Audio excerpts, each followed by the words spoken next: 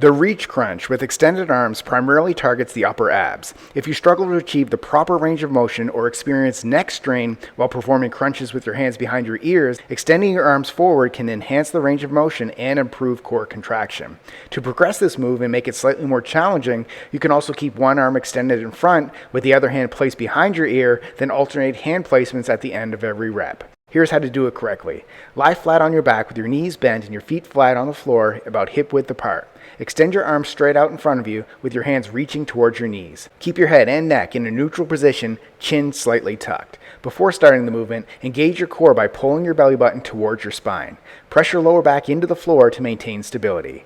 Exhale as you lift your upper body off the floor, reaching your hands towards your knees. Focus on using your abdominal muscles to lift rather than using momentum. Keep your arms extended and reach forward, aiming to bring your shoulder blades off the ground. At the top of the movement, pause and squeeze your abs, feeling the contraction in your upper abdominals. Your lower back should remain in contact with the floor.